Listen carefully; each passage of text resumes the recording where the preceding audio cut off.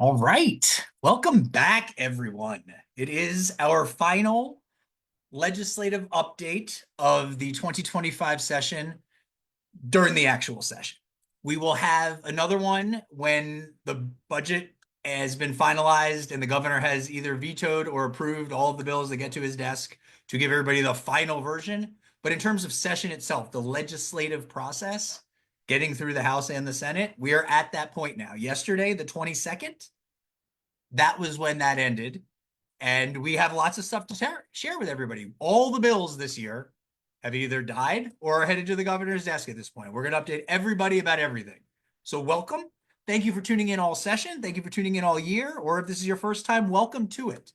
We're going to go through everything that we have talked about extensively this year. And if you have questions, if we haven't gotten to quite every bill because we don't have time to get to all of them, drop the question in the chat. We are so eager to have you, so eager to have your voices, eager to hear your voices. Ask us what you need to know that we are not yet telling you because we don't always know exactly what the questions are. We also are eager to have all of your voices get these bills that are headed to the governor's desk over the hump. So part of tonight is going to be talking about exactly what needs to be done, kind of where things are at. There is no way to predict exactly what stage or what the outcome will be right now, but we can kind of get a sense of where we need the most support, and we'll tell you how to do that. So welcome everybody to our final 2025 session legislative update for this year. The Humanization Project welcomes you. We have Fatima and Kelly with us this evening, so everybody welcomes you. And so before we get into all of the specific bills, I do want to, because earned sentence credit is something that's always on people's mind, affects people's time frames for freedom, give everybody a slight update on that. We don't need to get a ton into it. We talked a ton about it. Check out previous updates if you want to know more details. But the point here is mixed charges, once again, was reinforced in its existence, the expansion of earned sentence credits.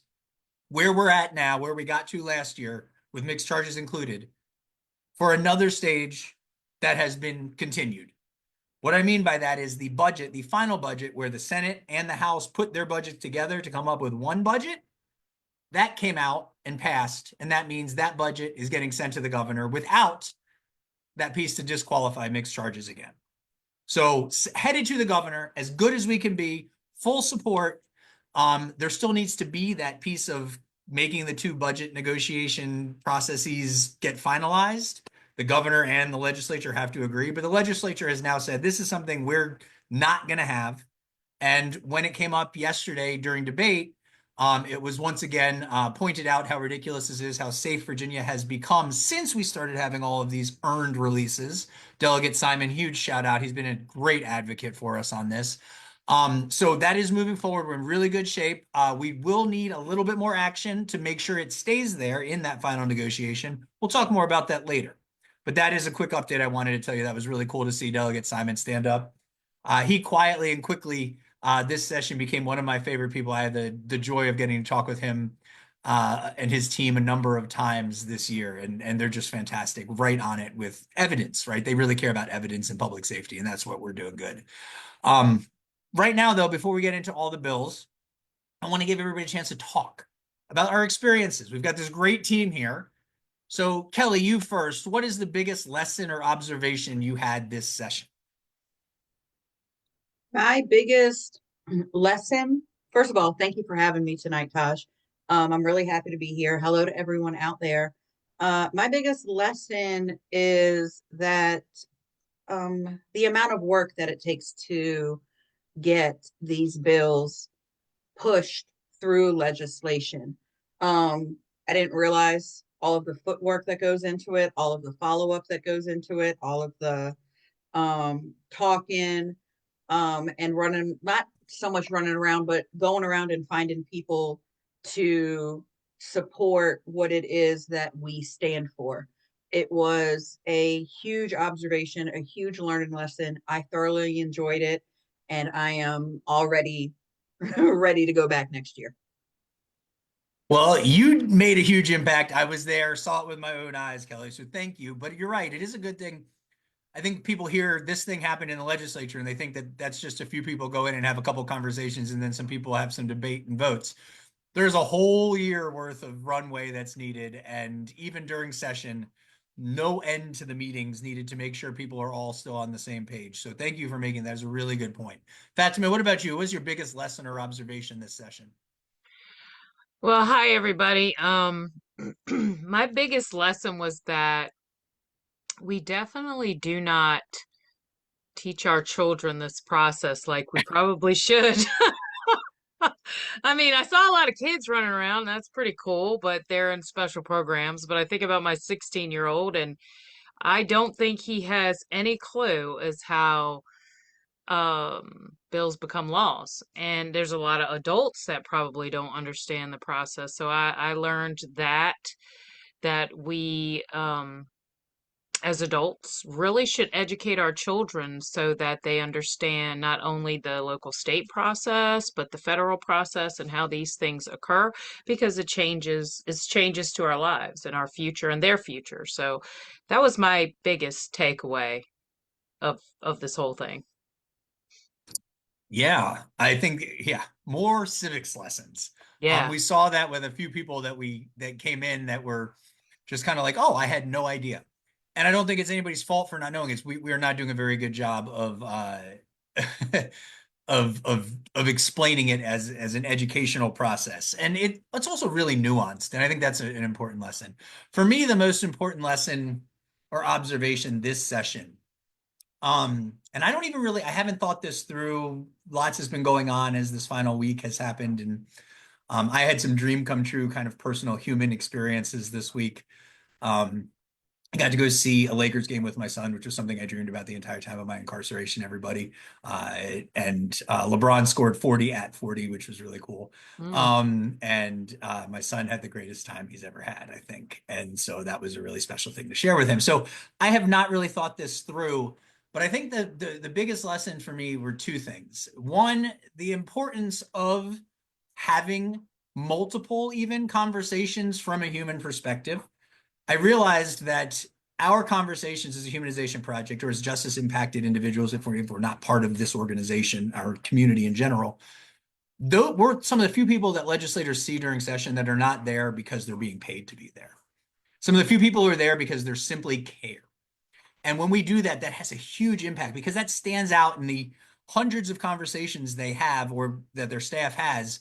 The people that are here just because they're like, this matters to me and this is why this matters. So I really noted how that could really push things, like change some votes genuinely, or get people to have conversations behind the scenes because they weren't having them just based on the political corners that have been taken. So that was a really great thing. But also, I think I learned in the process not just how important that is, but how fragile that can be. There was a few times that even after really great conversations, we saw things happen and votes go kind of a little bit unexpected to things that we had seen. Even people were like, "Yeah, I completely agree with you," and then didn't vote that way.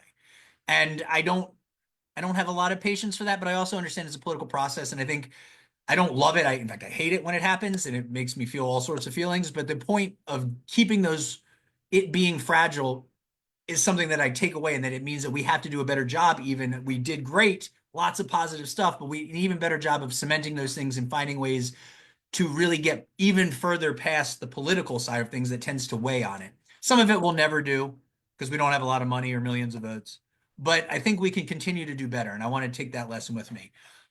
So moving on from that real quick, then I want to, in a related vein, Kelly, of all the things that you've seen pass headed to the governor's desk this year, what guys you most excited that you're like, wow, whether it's from THP, something we've worked on or otherwise, something in the justice reform realm, what is it that has you most excited about what this could mean for people?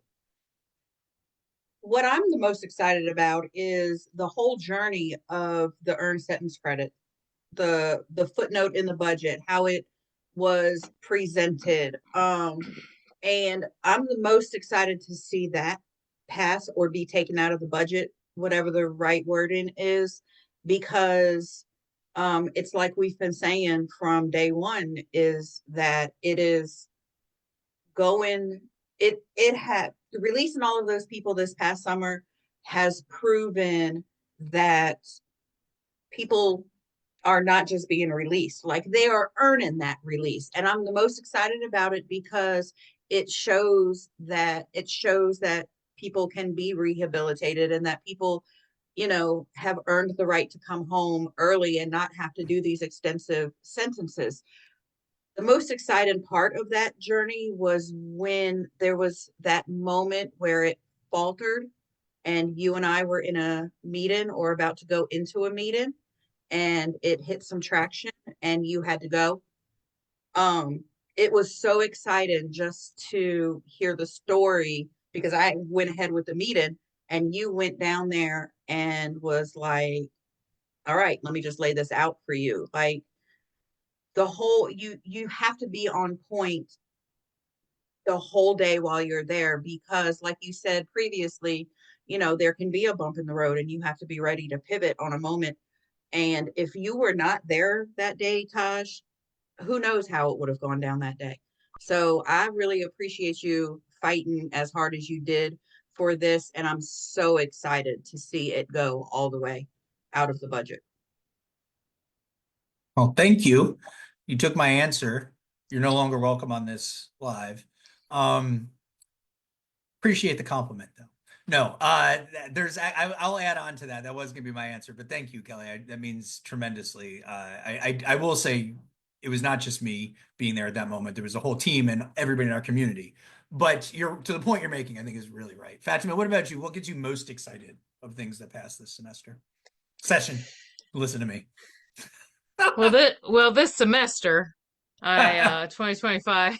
Now that's what it feels like sometimes with all the education that we had to do on. I know myself personally, but there were so many. It's very difficult to choose one, but one that I was glad to see.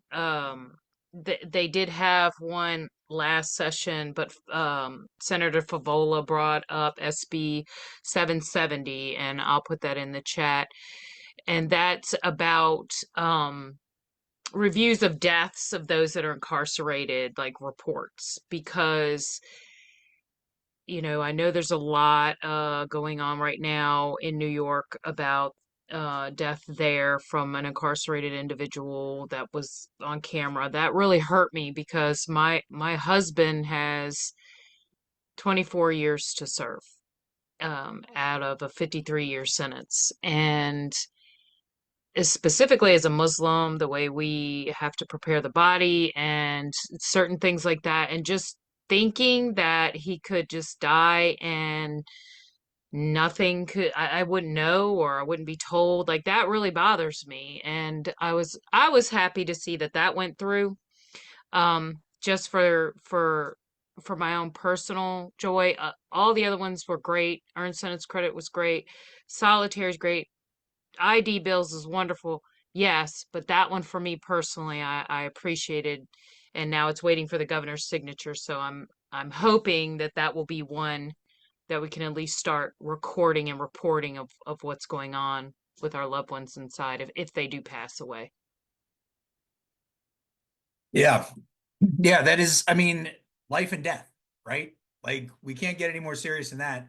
Understanding that, and that's the worst thing that can happen in state custody is somebody dying when they're in the care of the state, right? Like that's not okay ever, even if somebody has done something terrible, right? That's not the point of the of prison. So yeah, I think that's a really important and subtle thing and shout out to Senator Favola. I love Senator Favola's team and what they stand for and all of her work. She kind of quietly does a lot on behalf Yeah. of our community, stands up for a lot, fixes a lot of technical things, and does a lot behind the scenes to make sure people are on board, um, in a very calm and collected manner without a lot of hoopla. But she really leads on a lot of stuff, and I appreciate that. Definitely strong supporters of her work in justice reform. We are.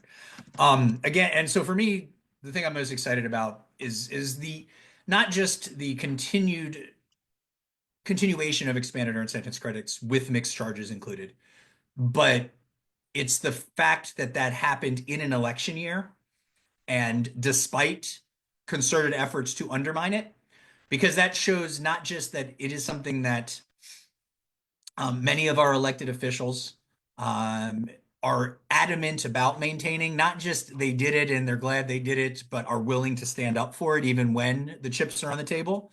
It also means that because it is not far enough yet, it is, and I will say these three particular facts that are really important here. Four. One, it has reunited over 15,000 families sooner than they would have otherwise been able to because they earned it. And since the initial implementation in 2022 of the first part of it, over 15,000 people have come home that way because they earned it. So families. Two, since mixed charges were included last year, violence in Virginia has gone down precipitously. 28% reduction in homicides in 1 year, 10% reduction in violent crimes, 4% reduction in property crimes in 1 year. That's historically great improvement in public safety. Three, Virginia is the sixth safest nation in the country for violent crime, or state in the country. And four, when they attempted to repeal it in full this year, the fiscal impact of that said it would be $140 million per year for the next 2 years to undo earned sentence credit expansion. So that means we're saving essentially $140 million a year. That's not quite that direct, right? That's not exactly how that works. And I understand that. And nobody give me a hard time about that. But what it means is we are not spending that money on incarceration that is unnecessary for the sake of public safety. That is a fact. That is money we would not have to be that we would have to be spending that we are not. And all of that means this is a really important thing, and we could go further. It means that when you let people earn their way home, even when they've had really terrible convictions a long time ago, you can do that safely. And that means that we can take that further. That means things that we care about in our community to make sure everybody's included can still happen in the future because we have shown that this works and there is now a political commitment to it. And so that's why this year, not only did we save that for 7,600 people who are currently eligible to earn freedom sooner, but we also made it so that other people who are not yet are more likely to be able to be so in the future, right? That is important. 5,200 beds a year. The analysis of the Crime Commission said that this bill alone reduces the prison population. 5,200 beds at any given time. That's almost 20% of Virginia's previous prison population, permanently gone just from this bill. That was based on not ours, but external independent analysis by the Sentencing Commission, by a state agency. That means at any given time, 5,000 plus fewer people are in prison because of that. So that's a huge deal to cement that.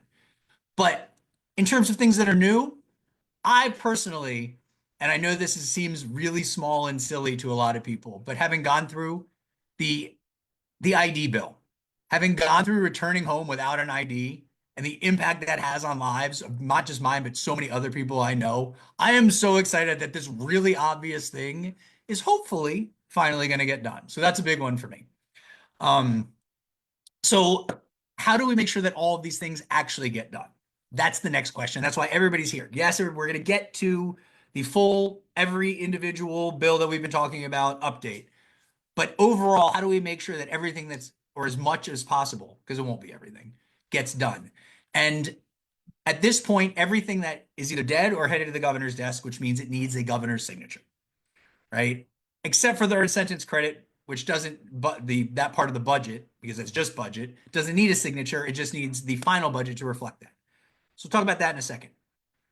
For these bills, and this will apply to everything that you hear about moving forward, the number one thing, if you care and want these to pass, is to contact the governor's office. In fact, do so more than once. Don't do it 100 times. And certainly be polite, be respectful, and be grateful, right? Do not harangue somebody. Do not yell at somebody or cuss at them and tell them how terrible they are and then ask them to do something, because that works 0% of the time, especially somebody who's much more powerful than any of us. But if you explain, even every day, not in a harassing way, but this is really important to me, I really would like you to sign, and you tell them which bill, what it does, and why it's important to you. We put the link of how to contact him. There's a whole form that the governor's site has. I say IDs for returning citizens, fines and fees, 2 bills, universal minimum payments, and transparency in billing. The ranked choice voting that we talked about, safe temperatures in cells, and data for VLDS from DOC, just data. All of those are things that don't have full support that suggest they're automatically going to get a signature, but are really important and have enough bipartisan support to hopefully get a signature. So again, IDs for returning citizens, 2 fines and fees bills, mandatory minimum, universal minimums, mandatory minimums. No, we don't want that. Universal minimum court payments and transparency in billing, safe temps and cells, data for VLDS, and then ranked choice voting. All of those are things that we could really use people, but don't do all of them in one at a time. Even if you need to send more than one because you care about more than one, do them individually and say, this is important to me because of this. And we'll give out more instructions coming up in the next couple of days. Already got a link up there. And then as far as the earned sentence credit, because I know everybody wants to make sure that gets over the final hump. Let me tell you, we're in as good a position as we've ever been in on this bill. Even from the day it was first passed, when there was a Democratic governor and Democrats and majorities in both sides, they barely passed the version that we had at the time. And there was all sorts of contentious debate about was it a good idea. Right now, all the Democrats and some of the Republicans, not many, but some, have agreed that this is a really good idea and it's going well. And they're not trying to take it back, right? We are stronger. We don't have the governor's support, but within the legislature, we're stronger than we've ever been, but we need it to keep going. And so that means this final budget negotiation, which happens theoretically over the next month, essentially, approximately, but could happen in the next 2 weeks, 3 weeks. There's no set time on it. So in the next 2 to 3 weeks, we need everybody to let those people who are making the final negotiations of that budget know that this is an important thing. And we send the stuff we've sent before, the data that we wrote about why this is so important. Send your human story, send the financial impact, all the stuff we've put out before, Fatima will put back out. That should also go not just to the governor, because I don't think we're going to change his mind on this, but he's still going to have to agree to a budget eventually. And if we convince all of the legislature that is making those budget negotiations happening, that this is not only something they should have already done, which we want to make sure we thank them for that. Always start with a thank you. They really stood up for us already. But then say, we also please make sure that you keep this in the final budget, or keep that piece out of that disqualifying phrase out of the final budget, but keep earned sentence credit expansion alive in the final budget. Tell people that it's 390 Q2 is what it was. All that information has not changed. We expect the governor's going to try to want to put it back in, and we need them to stay strong. So that's the other thing besides the bills. The bills talk to the governor directly. This, I think, talk to the legislators, specifically the members of the Senate and House who are part of the budget negotiations. We'll have that list for you too. So that's what I think we really need to do in terms of action. I know that's a lot to throw at you. We will rehash this at the end. Now we're going to move on to the bills. 3 categories: those that pass with strong or unanimous support, bipartisan, which means they have a good shot of getting a signature already. Those that pass and are headed to the governor's desk, but with either only some or no bipartisan support, which means that we need a push to get them to law, or those that have failed. Let's start with the good news. And I think that that's the thing. The overall takeaway from this session is there's a lot of good news. Our organization and the justice reform movement and justice impacted community in general had a good year, much better than expected. A lot of things are headed to the governor's desk that have a real human impact with strong bipartisan support or entire. The first of those I want to talk to is something we've talked about repeatedly. Kelly, you've been a rock star taking the lead on this. Thank you. You want to tell us about those 2/3 of mothers and babies behind bars? Sure, absolutely. Thank you for trusting me enough to be the lead on those bills. Um, so let's start with the consideration of bail during pregnancy. So this had passed unanimously through the Senate. It is the very final version, focuses on considering the woman's stage of pregnancy when she goes for a bail or bond hearing, whether she is nursing, close to being pregnant, close to giving birth. Sorry, not close to being pregnant, close to giving birth. So that's a great thing, because who knew that prior to this, they didn't consider a woman's pregnancy as part of a condition to either grant or refuse bond. And then the other one is, this one is just, I don't even understand why we need this. shackling of women during their appointments with the GYN. I mean, I've heard stories of women that are literally given birth while shackled. This too passed through the Senate unanimously. And I'm so happy that they have made it this far. And yeah, God. Yeah, thank you for your work on that. Thank you to Delegate Simons, who did HB 2328, which is the consideration of bail, and Delegate Cousins, HB 2235, for those keeping track in those regards. Both of those ended up unanimous in the Senate, which means they're headed most likely for a governor's signature. We don't think we need a lot of action on this. We got a huge coalition that we were just a small part of, and shout out to everybody on that coalition for their lead on it. Fatima, here's another one. This was one that actually really began with the Humanization Project, and our efforts, and some of our people from our justice impacted community inspired that. I want to tell everybody about the fair access to victim compensation, where we landed with that. Yes, and I was very honored to be able to speak on these two bills, especially interviewing Delegate Delaney. It was really eye-opening speaking to her and her experience with victims and survivors. But this is HB 1968, which is Delaney's bill, and SB 1200, which is Senator Deed's bill. Victims of crime, fair access to victim compensation is what it's so titled. The full version with options for permanent protection orders, unanimous through the House and the Senate both. It ran through great, unanimous, which is awesome. So we do expect the governor to sign off on those. The bills, they extend the windows from 1 year of protective order to 3 years, or excuse me, it allows for a permanent protective order, and it expands the filing time from 1 year to 3 year.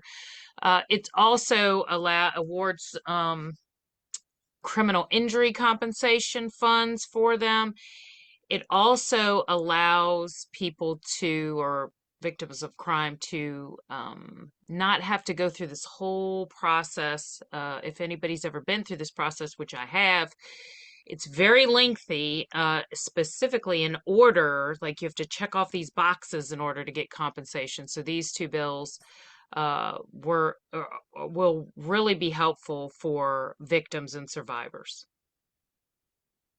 Yeah, and I will just thank you for being the lead on that, Fatima. You did a phenomenal job. Both of you have just been phenomenal leaders in this space, and all of these bills that you've taken the lead on, and I thank you for doing so. Things that I'm not the right person to speak on behalf of as the primary person by any means, and I appreciate having a team that does this. I will also point out, so why victim compensation bill? One, because the communities that are most impacted by violent crime and most need access to the funds that help people heal from violent crime are people in our justice impacted community. It's not a coincidence, right? This is an opportunity for people in our communities to heal. Just because we've been harmed doesn't mean we think the system should be punitive and terrible and sentences should be forever. The idea came from multiple, but from survivors of harm who happen to believe in justice reform. That's the whole point. And yeah, this makes it so that there's not a pressure to go, you don't have to deal with the criminal justice system. You can just be helped. And that's the important thing here. So this is huge.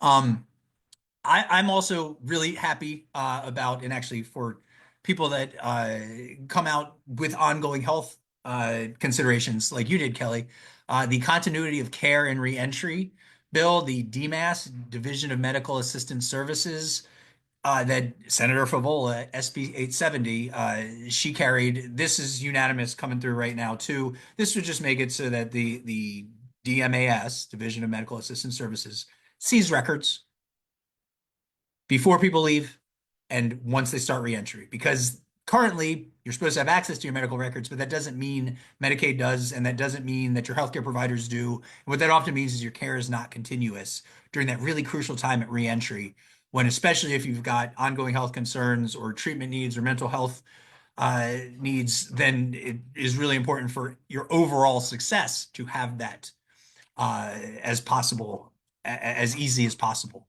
So that's also been unanimous so far, expecting a strong showing. Hopefully will be a law soon. So shout out to Favola and everybody's well-being, right? Everybody's well-being should not be something that needs a lot of debate.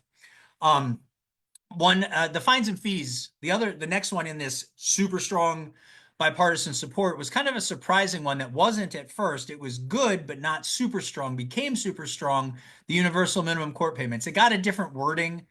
And so then the House and the Senate side had to be conferenced recently. And I looked at the new version. We ended up with the Senate version that passed 32-2 in the Senate, which is great. So good sign, but I don't think this is necessarily a guarantee. This would still say courts are supposed to provide all jurisdictions a 25 minimum payment for people who owe fines and fees when when they can't pay things. And if they still can't pay, make it even cheaper. It takes out the language that says they absolutely must offer this to everybody. Everybody who's deemed indigent or, as we originally started, under the median income. Part of that was technical because the clerks felt like the way that it was worded originally couldn't do it feasibly. But even after that, they changed the wording to give a little less discretion to people to just say, I can't afford this. There's now a little bit more of a process, and the judge can still theoretically say, I think you can still pay that even if you've shown that you don't have a lot of money. You could still pay a little more than 25. So there's still wiggle room. But what I think this will still do realistically, so I don't love that it got pulled back a little bit, but having this strong bipartisan support headed to the governor and a version that will still, for people that are truly indigent, deeply indigent, really don't have anything, it's going to put a really strong onus on all jurisdictions to offer $25 or less. And that's a really important thing. So shout out to Delegate Jones for being our chief patron on this and coming on this show. Shout out to Delegate Cherry for being our chief co-patron and getting us some real bipartisan support. He worked really hard on that. Both of them were excellent. Just love working with both of them. Love them both as human beings. So this is a beautiful thing. And this is one I really think that it's good, really good strong bipartisan support right now. Let's get it further. Let's get the governor contacted on this. Reach out. If fines and fees is something you care about and having affordable payments, reach out, tell them why. Switching over to that category of things that passed with some or only partisan support, some bipartisan or only partisan support. The other fines and fee bills, fines and fee bills, whatever. Bill about fines and fees.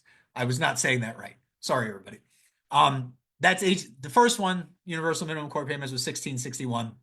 This is HB 1665. Also Jones and Cherry, great team again. This one was one that was great for bipartisan support, transparency, and billing was. Um, that was 88-7 in the House, and then it hit this weird roadblock in the Senate, and it became more partisan. And we undid some of that, but it was still largely partisan in the Senate. So it ended up 26 to 10. Sorry, 26 to 10 in the Senate, which is good, but not all the way there. And so this is something, it's just getting a bill. If you owe money to the courts, you get an itemized bill so you can understand what it is. Lots of people have not been able to get their bills or had to chase things down or had the wrong bill. And people just won't pay if they don't know what it is they owe. So this is a really good thing. This is a really important, and I hope that everybody will contact the governor, and let everybody know, please sign this. It's just about having a bill like you would in any other place. If you want people to pay a bill, you give them an itemized bill.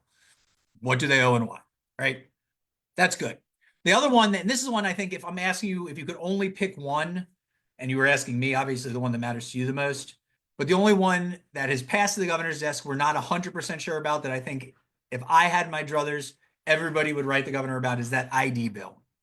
It ended up only 20 to 15 in the Senate, even though it was unanimous in the House. I think this was just one of these fickle things that happened. I don't think it indicates a lack of support. The governor had previously said getting people IDs was important to him in his Executive Order 36 last August. It was its own bullet point. You might even mention that if you're writing him and telling him that he should sign this. You could tell him the Chamber of Commerce supports it. You could tell him that all the reentry providers support it because this is something that makes reentry more successful, which means improves public safety and saves state tax money. So all of these are good things. Please write the governor about this. Please. This is a good one.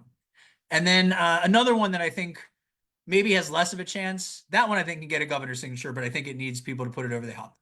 And actually, the reason you all out there sending the governor rather than us talking to the governor is important is because you are constituents, you are voters. They know where we stand on these issues as an organization. That's not going to convince them. They're either going to agree or disagree, regardless of where justice oriented organizations stand on something. We can try, but it's going to mean more when voters independently take their time and do that. So say that, please. Let them know that. I'm a voter and this is why this is important to me. One that has maybe a little less chance of getting a signature, but has some really cool things in it. Fatima, will you tell everybody about safe temps for in cells? Yeah, that's HB 1894 from Delegate Siebold and Legislator Salim. This is state correctional facility cell condition temperature monitoring. Um, Now it's on the way to the governor's desk along with budget that includes some funds for AC correction and installation or whatever they're going to use it specifically for air conditioning within facilities.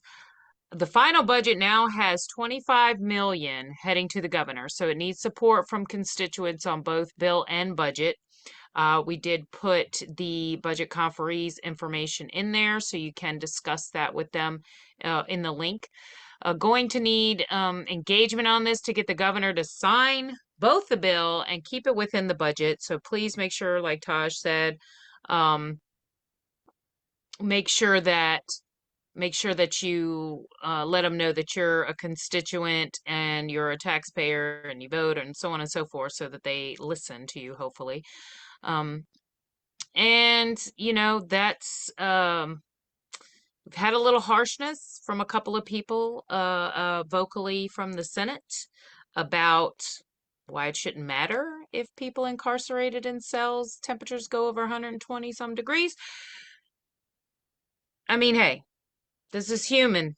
We're humans. We're supposed to be the land of the great. So let's just make sure we're respectful and speak to the governor and uh, let them know that these are human beings and we should treat them at least exactly like animals, like we do in pet stores and keep their temperatures at 85 degrees.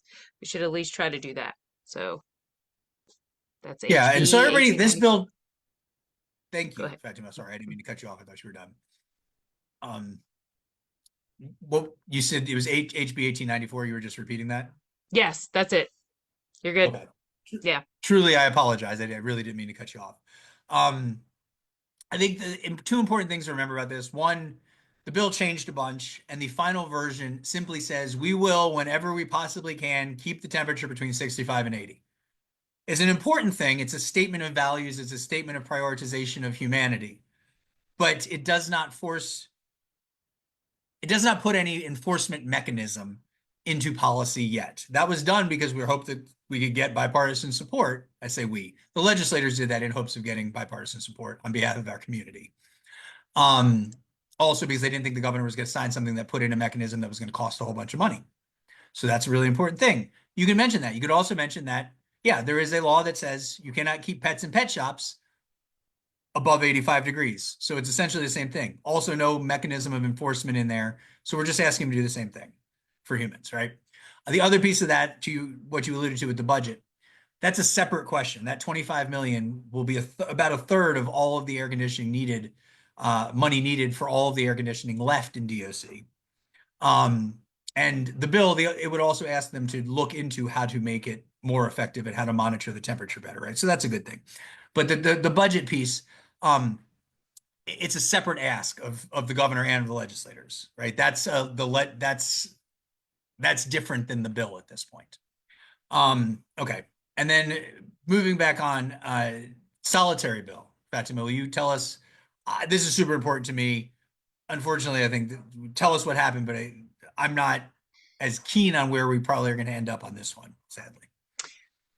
Yeah. Now, solitary is HB 2647 by Delegate Keys Gamara and Senate Bill 1409 by Senator Bagby, restorative housing and isolation confinement restrictions on use.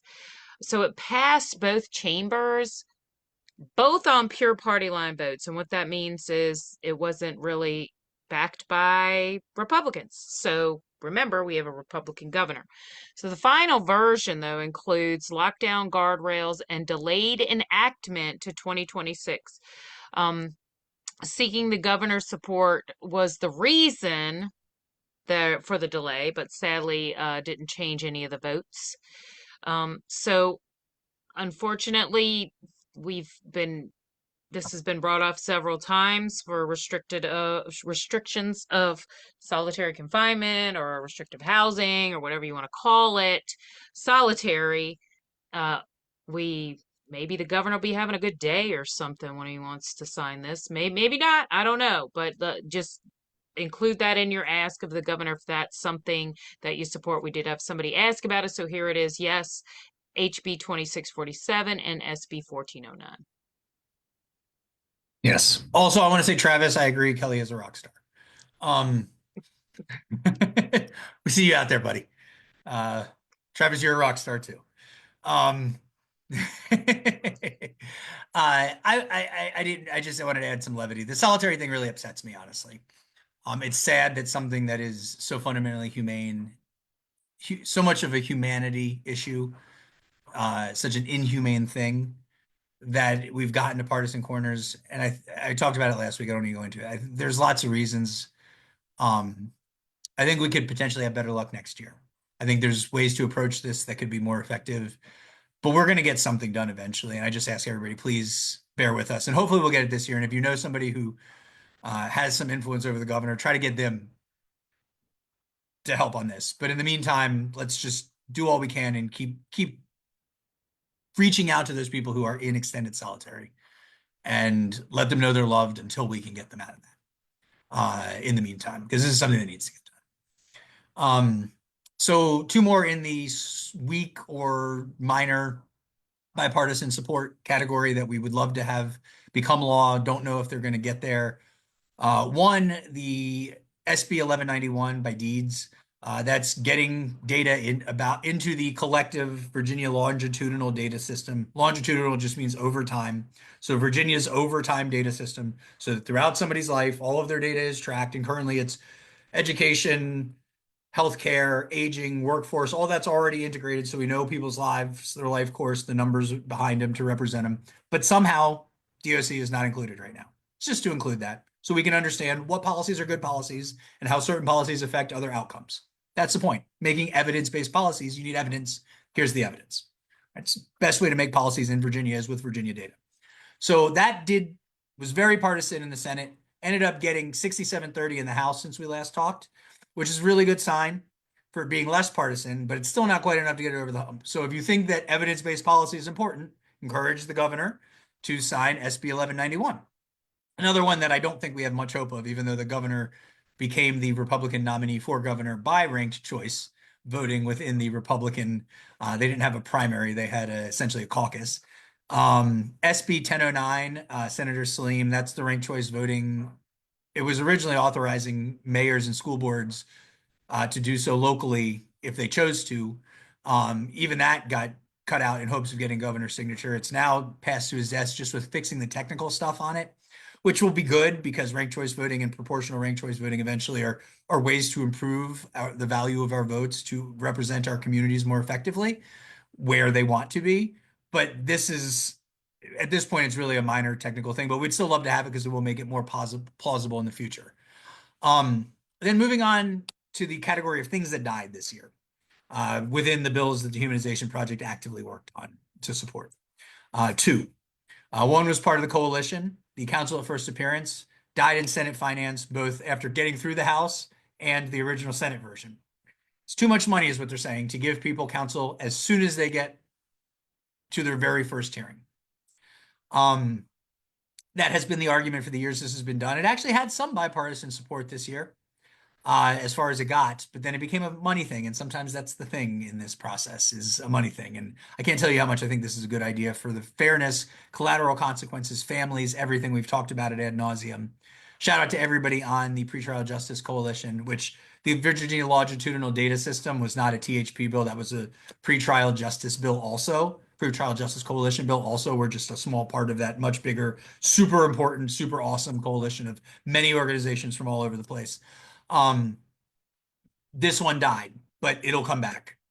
Kelly, there was one other piece of Mothers Behind Bars that also died. Why don't you tell everybody what that was?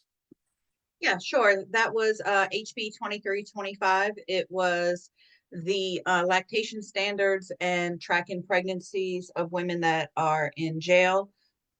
So it died, but there is a work group that is being created to to do basically what the bill we were hoping that it would do.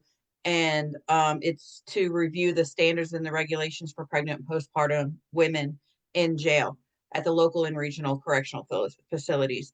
With the support that it did get until it was turned into a work group, hopefully it'll come back next year. And outside of us, there's plenty of people that are working to push this as well, with us. So yeah, and there are other things that are going to be coming out next year in regards to women's health, which, oh God, I can't wait to see it because I'm going to back probably all of it just because of my own health experiences while in there. So yeah, thanks, Taj. Thank you, Kelly. And this is why you're a particularly great ambassador and an advocate for these bills, is because nobody can understand this experience like you can, which is the point of the Humanization Project. I just realized that so before we go into bills beyond the Humanization Project, specific active efforts this year, so I would like to make two overarching things. First, we just talked about 1, 2, 3, 4, 5, 6, 7, 8, 9, 10, 11, 12, 13 bills that this organization of nothing but impacted people actively worked on this year. 11 of those 13 are headed to the governor's desk. That is incredible. That is a testament to the power of our voices, our impacted voices, our human perspective. So thank you all, because none of that would have happened. None of that would have happened without all of you out there engaging this process and learning it. Like, number one lesson, look at the impact of relationships and human voices. There it is, 11 out of 13. I will also say that many of those 11 were things that were part of coalitions that were beyond the Humanization Project, not just our organization. So we were running through all these, we got all this to cover, and I was not doing a good enough job earlier of shouting out those who have led when it was not us on this, things that we've worked on, but we're not the lead on, we're part of a bigger group. So I want to say that all real quick. So first of all, solitary bills, always shout out to the entire coalition, Virginia Coalition on Solitary, Natasha, Kimberly, David, Jen, all of you. You are all rock stars. And so many people have engaged this issue. Reporters have looked into it. It's just the ombudsman's going to look into it. This is a huge issue, and I want to thank everybody who has worked so hard on this. We are just a tiny little piece. I care deeply. A number of people in this organization care deeply from our experiences. Tiny little piece. Shout out to everybody who leads on this. LAJC has been an incredible partner of ours on universal minimum court payments, and they were the lead on transparency in court billing. So huge shout out to LAJC. Maisie is a rock star. Abby is awesome. Lauren is awesome. Johanse, Harold, everybody, Anna, everybody at LAJC, Pat, everybody is just incredible, and we just absolutely adore their organization. Everybody we've met, everybody we've worked with. So huge shout out to them for leading on some of that and partnering with us on other pieces. And everybody who worked on the Mothers and Babies Behind Bars, Delegate Simons and Delegate Cousins, all Professor Locke and all of his team at UVA Law, everybody from VICPP, everybody from all of the organizations that were part of that on behalf of women's health. There were more than I can count, which is a good sign. And so just a huge shout out to everybody there. And also a shout out to all of our reentry partners, especially the people at Real Life and OAR, who have done a lot of advocating alongside us where they could on behalf of bills, both clients and the actual organizations wherever they could. Just huge shout out to all of them. So I just want to make sure that I give credit where it's due. None of this would have happened without you out there and your voices, most of all, and all of these other organizations that took leading roles in making all this possible, and all the legislators who are willing to put their jobs literally on the line to support those people who are impacted by the justice system, which is not an easy thing to do. So huge shout out to that. But I will say our voices matter collectively. Impacted voices, 11 out of 13 bills we worked on are headed to the governor's desk. And a number of them I think will become law. That's incredible. It's a really good thing. And so did a lot of things beyond us. And so for that reason, I want to go, I want to first, before I want to give you both a moment to time in whatever you want to, and then I'm going to go give a quick rundown of other bills that people have been tracking. Kelly, what would you like to add to everything that we just kind of updated on humanization project efforts this year? I would just like to add that I'm really proud to be a part of this organization that for the my entire incarceration, this was something that I really wanted to be able to sink my teeth in when I got out, because you can always just in there, it's so hard to speak up for yourself or speak up for others because you're always so scared of some kind of retaliation. And being on this end of it, and it it is so amazing for me to be a part of this, because I told myself a year ago when I walked out of there that I was not just going to leave it behind. I was not going to be able to just walk away from it. And being able to bring my own stories, my own experiences, the stories and the experiences of the women that I've loved, that I've met, that have come to me and said, I need help. Can you help me? Um, the stories that I've gathered, the women that I've talked to, I just want to shout them out as well for trusting me enough to share these personal stories with me and being able to present them in a way that humanized them and made them feel seen and made them feel heard, because when they were going through it, they they felt less than human. um so human stories matter, your personal experiences matter. People you've met, you just never ever know how that one person is going to have a conversation with you, and in the future it's going to come back and you're going to be like, oh, I can do something to help them or the next one. So thank you so much for the support out there, guys. Thank you for backing this organization. Thank you for the organizations that share our own vision. Um, and Taj, thank you for letting me be a part of this. Thank you for being part of it, Kelly. Thanks goes to you. Fatima, what about you? Well, I just know that, I haven't been incarcerated, but I do support a lot of people who are incarcerated and a lot of people who don't have anybody else. So I deal with a lot of veterans, a lot of elderly people, and just the time that I was physically there this session versus last session, just being behind the scenes and behind the camera, I heard so many different bills and so many different conversations that actually impacted multiple people that I hold down that are incarcerated. And I thought that was wonderful. I was actually able to take just general conversations, piece things together, speak to my loved ones inside, say, "Hey, maybe you should write this person. Hey, maybe we should look into this particular bill. Maybe we should put them in a different direction." And I heard a lot of hope, and a lot of joy, and a lot of, hey, if I asked them a question or the Humanization Project wanted to get a voice, they were so excited to do that. They were so excited to go find out information of what was going on in the institution. So I love hearing that hope, because to me, that helps people who are serving a lot of time, who have to do the monotony of the carceral system day in and day out and over.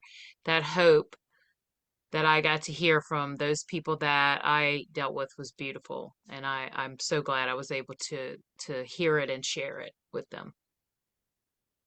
Hope, joy. What are these words of which you speak? Not in this realm. Um, yeah, exactly. Thank you. And actually, I like having as somebody who's been inside. So let me humanize a little bit. A lot of you know part of the reason that I care so much about earned sentence credits is because I would still be inside right now if it were not for earned sentence credit expansion. Um, and the having a voice heard when this organization first started doing that, even before it was in passed, was it motivated me. It made me feel like there was hope at a time where I was in the middle of my sentence and feeling very removed from my son's life, from Jin's life, from other people's lives in my family. Um, and it was really having a voice, knowing that people were there trying to actively do this from our perspective, not just because of some political tailwinds or whatever, fads. Um, that provided a lot of hope, not just for me, but it was able to do so for a lot of other people. And I think that that is the most important thing that we can give people is connection and hope when they're locked up. And so I can't underestimate that. And to humanize it a little bit further. So not only would I still be inside right now, but that's why I care so much. And that's why, like, when I went into that basketball game with my son, that was only possible because of the hope that our community doing this gave us. And it was only something I dreamed about doing what I just did because of a bill that came from our community. And I just did that thing. And so there is no limit to the good that can come from a little bit of hope, is my point. I see a question before I move on to these other bills. Michelle's Shilly Shally, which I just always love that pseudonym. Do you think it is a party issue? Speaking of solitary, if so, why didn't it pass previously under McAuliffe? Could it be the wording of the bill, etc.? Um, so we've talked about this before, and there's a degree of this that you can never explain why something didn't happen in another time versus did happen now when it's been that long in a political process with total, because not just the governor, but all of most of the Democrats and most of the Republicans that are in their seats are different than the ones that were when McAuliffe was governor. Not all, but maybe not even most, but very, very many, enough to turn the tide on any bill. There was while Youngkin was governor, actually, a solitary bill that was passed. And so the bigger answer to the question, besides we don't know exactly what would have happened or we can't exactly say why, the bigger answer is that there was the first effort to reduce the use of extended solitary was about getting people out of the cells. Getting rid of extended solitary didn't even get enough traction to be a bill, even with Democratic support or even if it did become a bill, it didn't get out of any committees for years. The coalition was focused at the time that McAuliffe was governor on uh, trying to make sure that we at least got better conditions if people are going to be in solitary. And so that was where the effort was focused and the 4 hours out of the cell, which Virginia now requires, which I think everybody who knows somebody knows that the version of that is actually enacted has not exactly met the expectations of the law, but the idea of that law was a good idea. And that was where people were focused because it felt feasible. So it's not that it was simply a partisan thing that the Democrats just didn't do then, although they could have done it then, but the understanding was not there and the focus was on something else. It is now a partisan thing, yes. But it doesn't have to be that way. And it was that 4 hours out of the cell was a bipartisan thing ultimately, maybe perhaps because the wording didn't actually do a ton in the end. It did something. It didn't do nothing, but it didn't do everything everybody was hoping it would do. And so that's why we landed on this bill. And I will say we in this case, because this is a bill where the coalition is part of it, of forming it, and I'm on the coalition.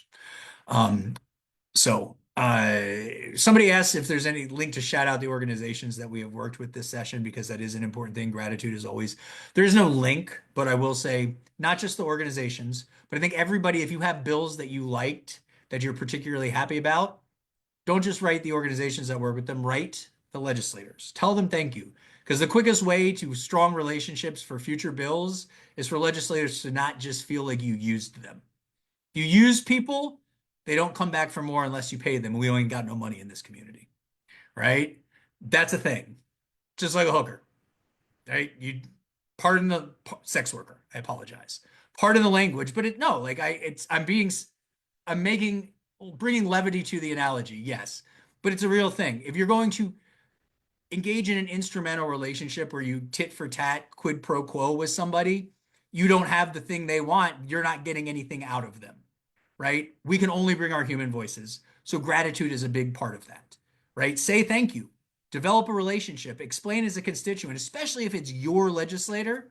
Say, hey, I really appreciate that. This is how it's going to make a difference in my life. Let me tell you, when I send thank you notes to legislators, I get more responses from those than attempts to get meetings. That's for sure.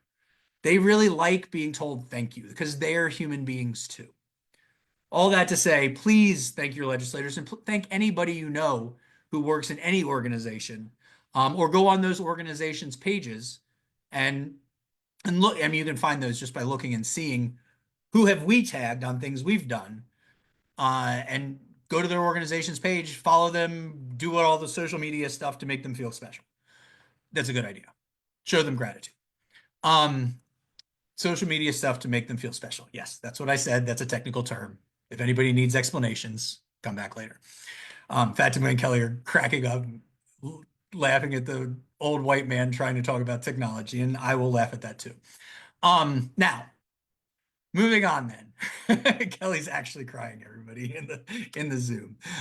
Big things beyond humanization project specific efforts that have strong support. I want to give everybody an update because lots of things are going forward to the governor's desk that we are not officially the organizing or a part of organizing for, but are hugely supportive of and thankful to everybody working on. One of the biggest ones is higher ed in prison, although a somewhat changed version of the bill is what's headed to the governor's desk. It's still a good bill. I still encourage everybody, HB 2158, support it. Tell the governor to support it. I think it's got really good. It doesn't guarantee it at this point. It's now a task force to figure out how to do it. Higher education in prison, but it is still the first step in getting there. And it probably, the task force isn't going to, and it has a reenactment clause for next year. Oh, I'm sorry. No, it doesn't. That's a different bill. I apologize. No reenactment clause on that. But it does move things to the task force. But what that means is it means that they're going to start actively figuring out how to do this. And I don't think that it's going to change the actual time frame for getting it done because it's going to be a multi-year process even once the bill passes because there's a lot of infrastructure involved. So support that. Had really good support, but it's not quite 100%, and it's been questioned in various directions. So encourage the governor. And a huge shout out to VICPP and our friend and one of my heroes, kind of Kenneth, for leading the organizing on that. Also, Kim, Keisha, and Terry are fantastic over at VICPP. So is everybody else that works over there on other realms. Catherine helped us on Mothers and Babies Behind Bars. Sheila's great. Roberta, their comms person, is fantastic. Like, just everybody over there is great. So shout out to all of them. Use shackling, getting rid of that's unanimous. SB 1255, HB 2222, Bagby and Cousins. Fantastic work, everybody. Headed to the governor's desk with unanimous support. Improving clemency investigations, where when you have a clemency, a pardon petition, the agencies have to give the investigators all of the information within 30 days. That got off to a rocky start because people didn't understand. Delegate Campbell, who we met with, had a really great conversation with. She didn't vote for everything we wanted her to vote for this year. Really good human conversation. And we got votes out of her we would not previously have had because of those conversations. And she led on this bill. So shout out to her. That's unanimous so far. We think that's on a good track. Medically assisted therapy access in DOC. This just came to my radar. I missed this much of session because it went through the medical committees, the Health and Human Services committees. HB 2473, it basically makes it so that DOC facilities can have on hand the long-acting, slow-acting, medically assisted therapy prescriptions that allow people to have opioid support treatment. They already have a policy of saying that they do this, but as everybody knows, who knows anybody in DOC, a whole bunch of people are addicted to opioids and get no treatment for it medically, right? We all know this. And it's not good because if you want people to stop doing the thing, you can't just make them go cold turkey with opioids. I'm a drug policy researcher. I can tell you this just does not work. Especially when people can buy strips, which are literally the same medicine. So this would allow the medicine in strips to be given as shots so that people can have there's slight differences, brand names, et cetera, et cetera. So don't, like, I'm not making a technical statement, but essentially what it does is it gives the same substances that are in Suboxone strips that are used to wean people off of opioids as shots so that people in DOC can be weaned off opioids and hit the ground running without opioid dependency when they leave prison, but also stay there without that dependency while they're in prison, which, as we all know, would create a lot less danger for our loved ones and a lot more safety in the facilities. So this has been unanimous so far. Fantastic. Loving it. HB 2473. Coulson's expanding access to peer recovery specialists, HB 1877, just makes it, speaking in this drug policy realm, makes it easier for people to become peer recovery specialists to get the exemption if you have a record to do that. Because right now, a lot of times you can't do that with a record, and it's still not everybody would be able to do it. Still got to work on that, future project. But once you're off probation for 5 years, you'd be able to do this regardless, not regardless of what the conviction was, but regardless of drug convictions, you would be able to apply for an exemption, which is obviously an important thing. And a lot of people in our community would have good work that helps the world for a reasonable paycheck if they can do this. So this is great. Shout out to Delegate Coulson, always a hero and friend of our organization. As Fatima mentioned earlier, SB 770, that's the reporting of deaths in custody by Senator Favola, has been unanimous throughout. So we're expecting a nice glide path to a signature on that, because I think everybody agrees we shouldn't have a black box of lack of knowledge when people die in custody. Wrongful incarceration payments being 4 times higher when it was an intentional act that led to the wrongful incarceration. That's Delegate Sullivan, and relates to many situations, corrupt cops, but especially to the Mary Sheldon situation that a lot of us are familiar with.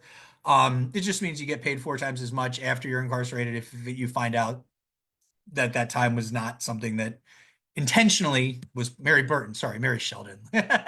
I'm talking about Frankenstein, the author of Frankenstein. That is not the same person, although I will say there's an interesting parallel in what I displaced and interspersed there. Sorry, thank you for the correction, Fatima. Mary Burton, not Mary Sheldon. uh, and so that HB 1914, that's Delegate Sullivan. Shout out to him for doing that. That's not normally his wheelhouse, but had a nice conversation with his staff. They're really big on this. It's huge.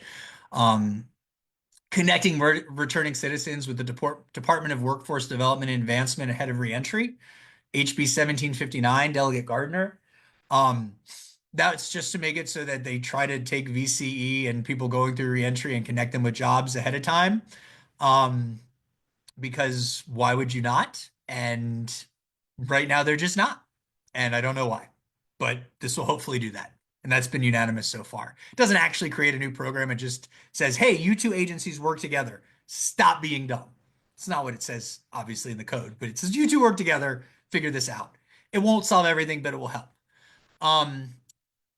Also, two that are in this realm of the fair access for victim compensation.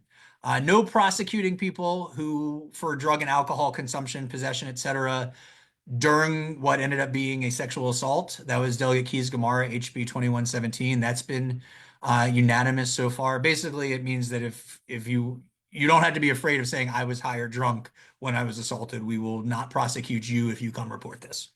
It's a really good idea. Shouldn't need a law, but it's an important thing. And also vacature for victims of human trafficking, either sexual or labor trafficking, in any form of human trafficking.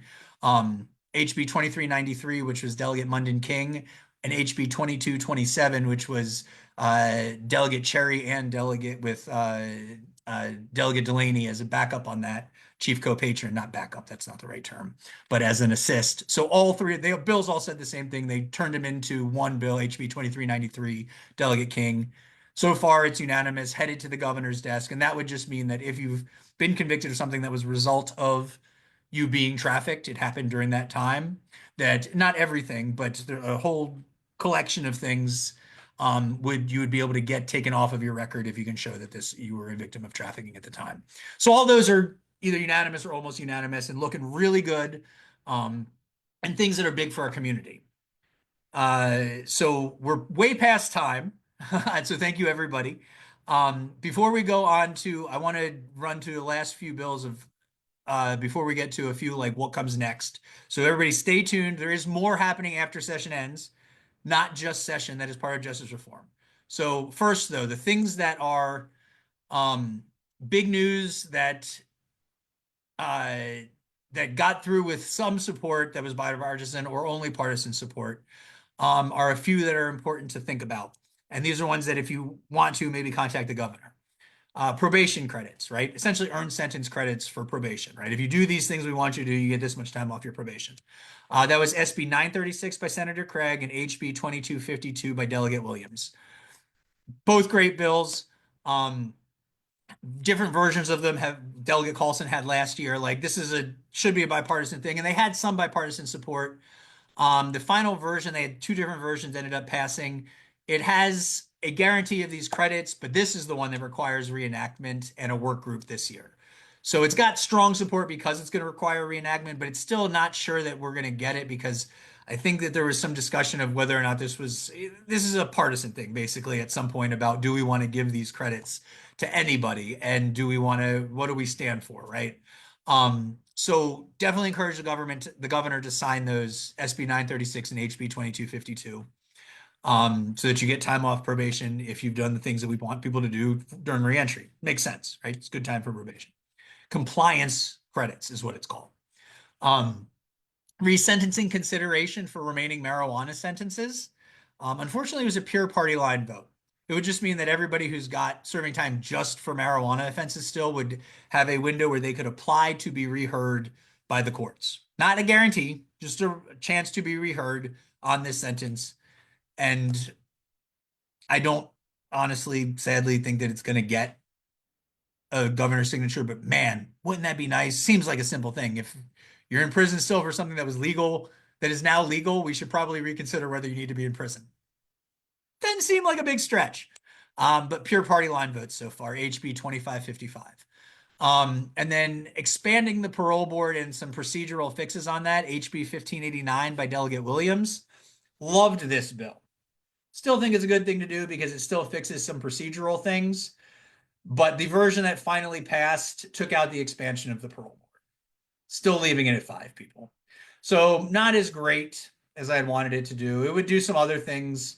It would make it so that the parole board is no longer being the probation for people who have certain types of release, which is a technical thing that everybody wants. It would make it so that you have to appoint new people once there's an opening on the parole board within 60 days, and that it would say that those are 4-year appointments, not indefinite. So there'd be some rotation through it. Like there's still some good things, but it doesn't do the things that it originally did. But it's still a good start, and there'll be more coming in this front. And then the big things that died this year, last category, things that we expect to come back, hopefully will come back next year.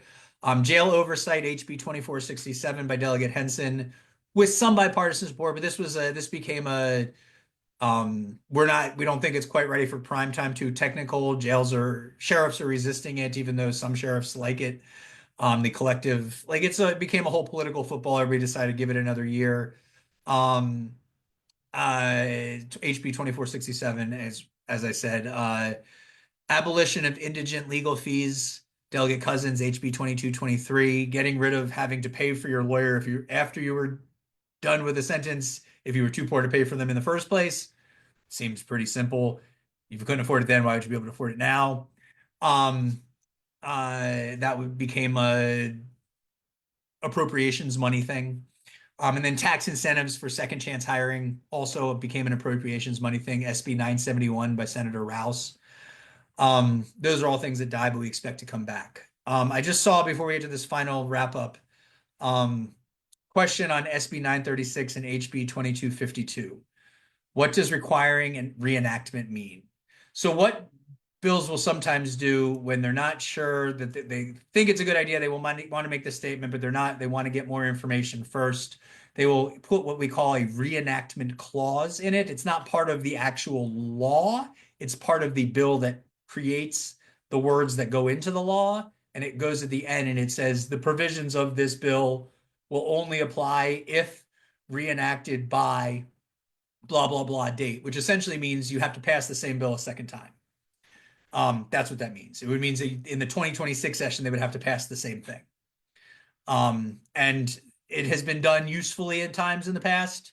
It has not been, it's not I don't love it always because it means we're not fully ready to commit to this, but it's a way of making some commitment to something because it means it will come back almost inevitably and it'll put everybody on the spot to make a decision about it again. So I always, in these cases, if it's a good bill, I say pass it that way if we're not going to get anything until next year anyway. Pass it this way and put people on the spot for next year. I hope that explains that. Before we hear final thoughts from everybody here, get your questions together. We'll do final questions at the end in about 5-10 minutes. Before we do that, what comes after session is where we're going to go next. How can people still make a difference? Because this is a year-round thing, not just the bill part of it and getting bills, but what needs to happen from here now that the legislative portion of session or the legislative session portion of this is over. Three things I will say, and then I'll ask for both Fatima and Kelly to chime in, both of you, please. First, contact the governor on these bills, right? The ones we talked about before, the ones that we don't have, they have some bipartisan support, but not full. Contact the governor. That's the first thing. If you think these things matter and you want them to be law, be a constituent that votes and says, hey, I vote and this is why I want you to do this. Number two, contact the appropriation conferees, the people who have the final negotiations in the budget negotiations with the governor about earned sentence credit and money for safe temps and cells, right? Make those contacts. Like that is a separate thing. Contact those senators and delegates and say those are things that when you're making these final budget negotiations are really important. And then three, because those are things that are still legislatively related, but they're continuing on from here. So contact the governor about the bills you want passed into law, signed into law. Contact the appropriations, the conferees, the people that have the final negotiations ultimately. Actually, that's not technically just them, but they have the most power within the committees. So those are a good place to start. And then three, get involved with other events and opportunities that happen all year, right? Take your loved ones, get you, if you're somebody who's out here and just supporting somebody behind bars, or if you're a returning citizen, or if you're somebody behind bars, all of you, everybody in this justice impacted community, share your voices, find issues, reach out to us or other organizations working on other issues, certainly not just us, but reach out and say, these are the things I want and where I want to use my voice. We've always got a million calls to action, and those voices matter. We've talked about 100 times. Come to events. We'll have one June 21st in Charlottesville. That's going to be our big event for 2025. It's going to be the best event in justice reform this year. As far as I'm concerned, I'm already planning on it. It's going to be huge. We're going to have incredible partners, incredible people speaking, and it's going to be all impacted voices. It's going to be all about the power of our voice for connections with people behind bars and for change out here, right? Shout out to that. But there's going to be events in March. There's going to be events in April, which is Second Chances Month. There's going to be events in May. There's going to be events coming out, and there's going to be things to do, writing people, reading things. Just be involved, right? Don't think of this as only happening now, and don't think of it as happening to you. Use your voice. Be involved. And if you come out, you'll find something that you're excited about, and we will get your voice more chances to be heard. I promise. All we need is the opportunity.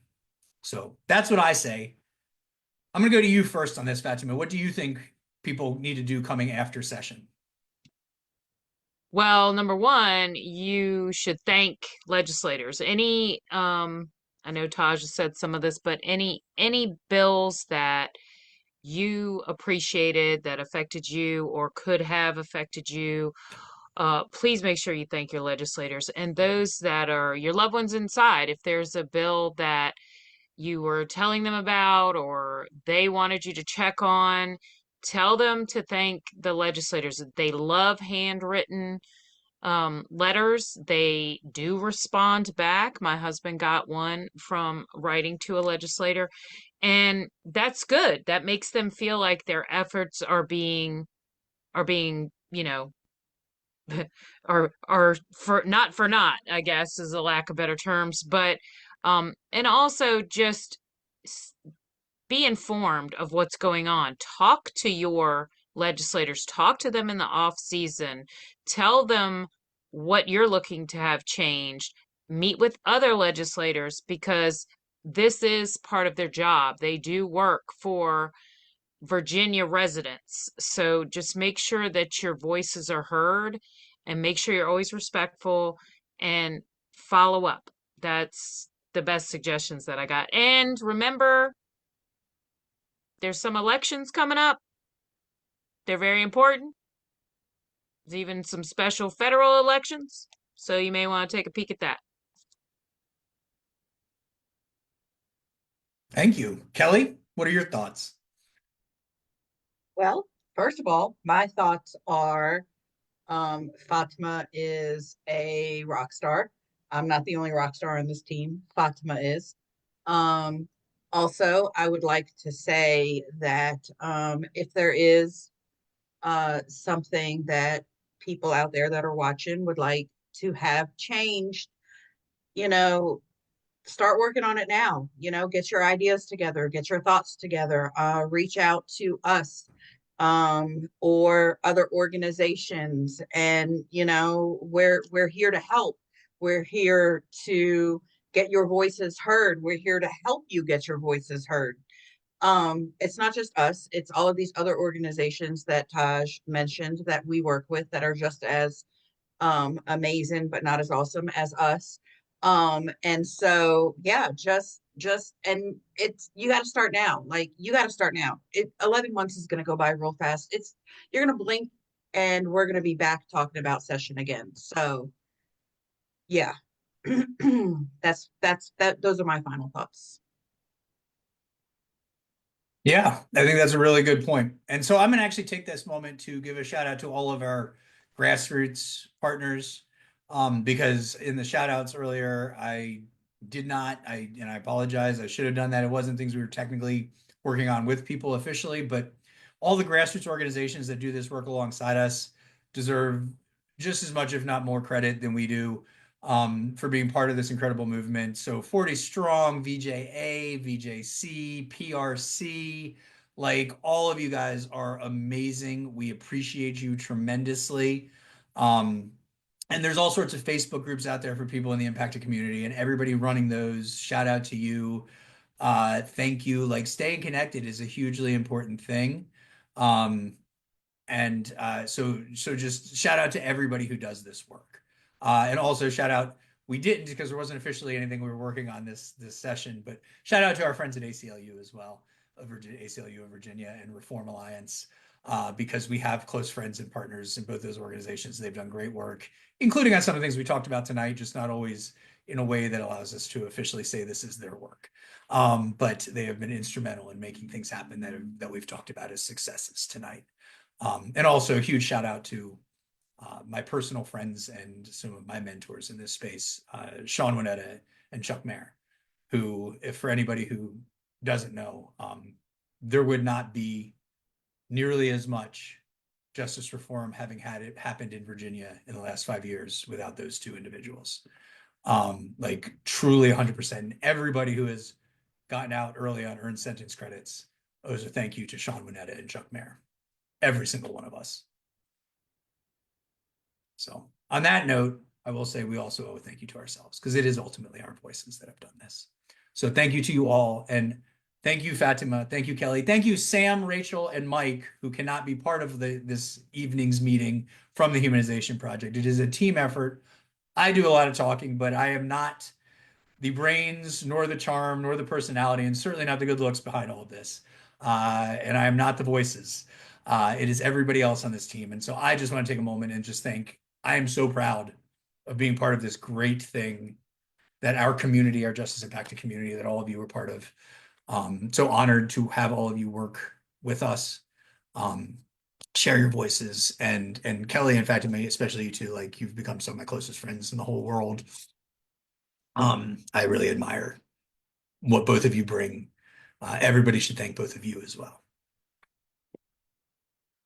So that's my last thought. Do either of you want to say anything, say goodnight to everybody? I'm going to say goodnight, everybody. Well, I'll just say goodnight, everybody. It's been great. Thank you for all your questions and following us, and stay tuned, because this is not over. None of this is over. It's just the beginning. Well, now I It's feel just bad. So now I feel like I have to say goodnight to everybody. So good night, everybody. Thank you for joining in, and thank you for hanging out with us as we ran over. But that's what we do. We had a lot of information, and thank you for sticking around so we can share it. See you guys again soon.